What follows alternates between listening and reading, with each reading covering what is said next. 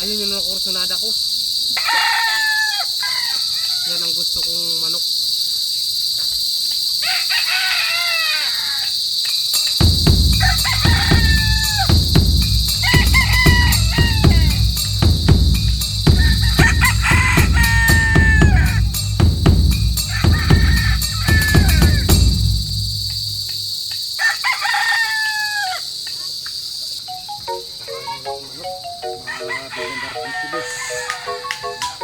Gutom na yung mga manok ko.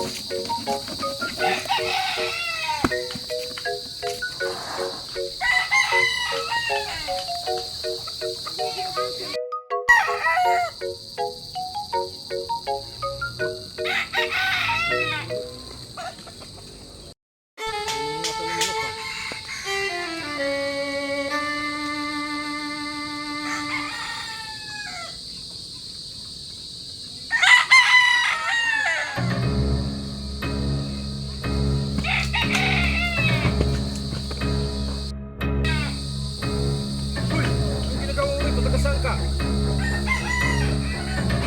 Saan ka? Ba't hawak mo yung manok? Ba't nakatakip ka? Tanggalin mo nga yung takip ng mukha mo. Taga saan ka ba? Saan? Puro-puro dami. Saan? Babarilin kita. Tanggalin mo yung dispas mo. Takip mo sa ulo mo.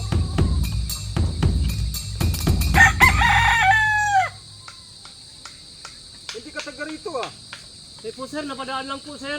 Ba't inahawakan mo yung manok na yan? Hindi po sir, kasi kukuha lang po ko sa sarisa sir. Kumuha ka sa risas, tapos hawak mo yung manok. Opo, opo, opo. Taga saan ka? Babarilin kita. Opo sir, wag po sir. Pero wag po. Huwag ka lalapit. Opo sir, wag po sir. Opo sir. Hindi, taga saan ka? Hindi na po ulit sir. Taga saan ka? Baldes po sir. Baldes. Taga mga Valdez, doon lahat yung mga nakaw, taga Valdez. Ang dami nang mawawala rito manok. Napadaan po ko dito sir. Napadaan po ko dito sir. Parang gawa mo na sir. Marami akong asawa sir. Marami akong anak.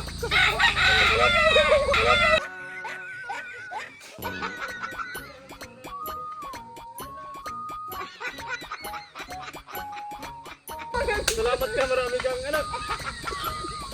Pasensya na po sir. Pasensya na po. Hindi na po ulit sir. Sige na, tumayo ka na dyan. Hindi na po ulit sir.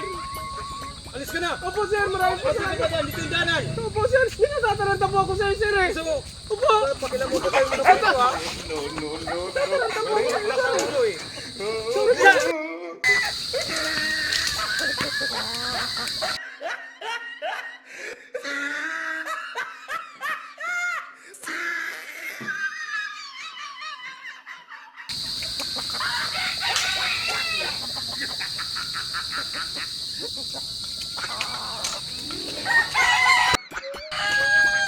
Loko yung mga nakaw na yun ha.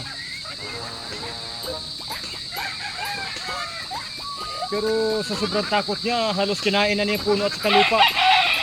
Subukan niya ulit bumalik dito. Hindi niya alam na ako katiwala rito ng boss ko eh. Ngayon ko lang siya natsimpuan. Pag natsimpuan ko uli yun, talagang mayayari na sa akin yun. Tanda na siya. Walang hiya yung mga nakaw na yun. Sa sobrang takot ng tukpa kong hubaran. Salamat na siya. Naawa ko sa pamilya niya. Dahil lang gumakaawa sa akin. Hindi lang ako naawa. Talaga sa makalabas dito.